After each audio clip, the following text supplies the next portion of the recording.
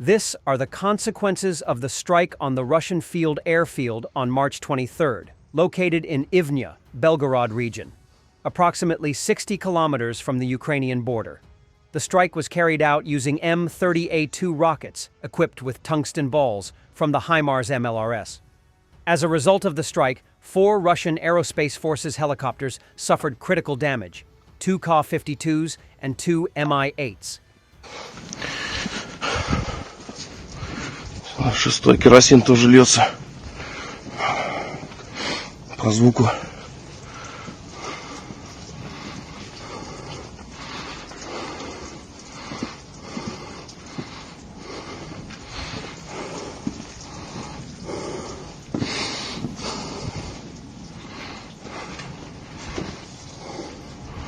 Так, разлет спереди.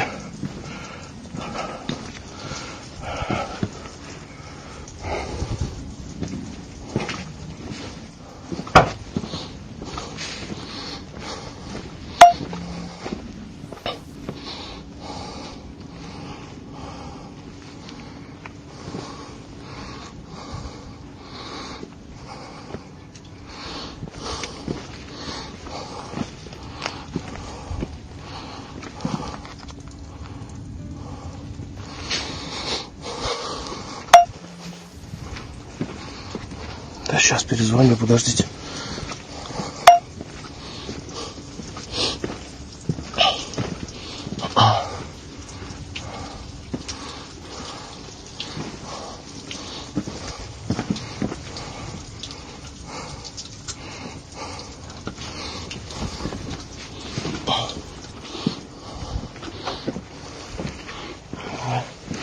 Где сама кассета, блядь?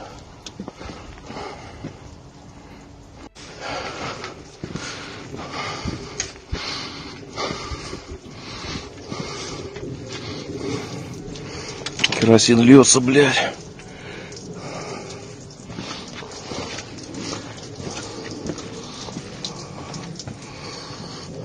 Ебануться. Ну прямой прилет. В жопу.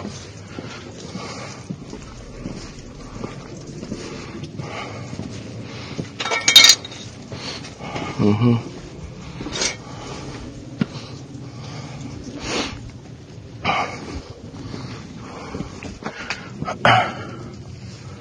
Лопасть прошибла. В жопу вошла.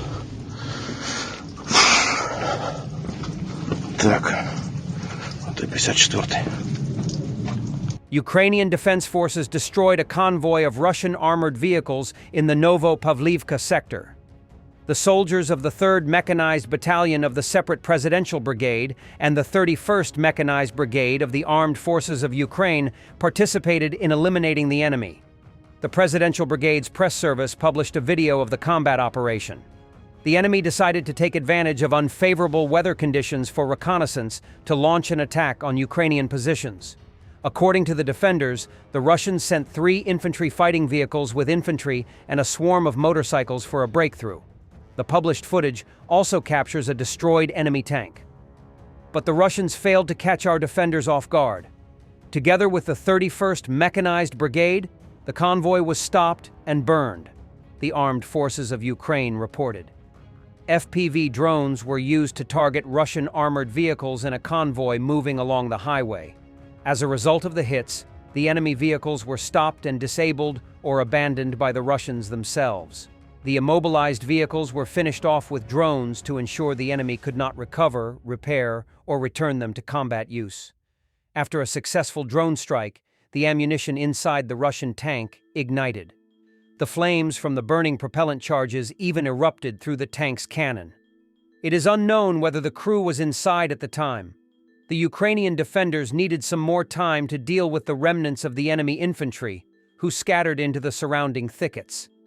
In the morning report, the General Staff of the Armed Forces of Ukraine stated that on April 1st, in the Novo-Pavlivka direction, the Ukrainian Defense Forces repelled 8 enemy assaults near the settlements of Kostiantynivka and Rozliv. The Russians are aiming to capture the entire Donetsk region, so they do not spare their troops, constantly throwing them at Ukrainian positions. And they do not always hide behind armored vehicles, as they did this time. There have been numerous cases of the invaders using civilian cars, motorcycles, and electric scooters. At night, I work in air defense, by day as a bomber. MiG-29 fighter pilot Denfix. Fighter pilot Denfix destroys 2 Shaheds in a single night combat mission. His aircraft is a MiG-29 frontline fighter. One of his tasks is to intercept and destroy Russian cruise missiles and attack drones. The pilot has more than 24 destroyed cruise missiles and UAVs to his credit. Several world leaders have held secret talks with Vladimir Putin, not just Orban and not Fico, claims the friend of the Russian dictator, Serbian President Vučić. He also states that he knows at least 2 of these leaders because his friends in the Kremlin told him about them. It would be interesting to see who they are. The United Kingdom will transfer Puma HC-2 helicopters to Ukraine, which were recently retired from service with the Royal Air Force. According to the information with which the media is in possession, the UK Ministry of Defense will transfer 8 to 10 Puma helicopters to Ukraine, which were decommissioned on April 31, 2025.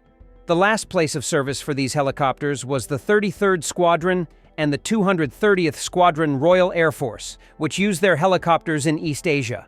While in service with the Royal Air Force, the Puma helicopters were considered workhorses and were involved in all operations in which the United Kingdom participated, starting from 1971. After long-term service in the 2000s, a program to extend the service life and upgrade the helicopter systems began. In 2007, the Royal Air Force launched a program to extend the service life of its Pumas, known as the Life Extension Program. Initially, 28 HC.1 helicopters were planned for modernization, but eventually, only 24 were upgraded to the HC.2 standard. The improvements included the installation of more powerful turbo-mecha Makila 1A1 engines, 1,800 horsepower each, upgrades to the avionics, including the installation of a glass cockpit, enhanced protection systems, and an increase in fuel capacity. Modernization was performed by Airbus Helicopters, formerly Eurocopter, and cost £260 million. By the end of March 2025, the helicopters were completely decommissioned from the Royal Air Force. On March 26th, the helicopters made a farewell flight over locations significant to their history. The Ministry of Defense of Portugal delivered 8 SA-330 Puma helicopters to Ukraine as part of a military assistance package.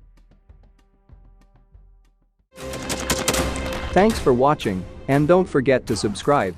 Also, if you want to support Warthog Defense, please become our member and get early access to new videos, exclusive members-only videos, and become administrator in comment section. The membership link is in the description. Every day. We had a guy last week, it's 6 rescues in 6 days. You know, he's doing the job every day.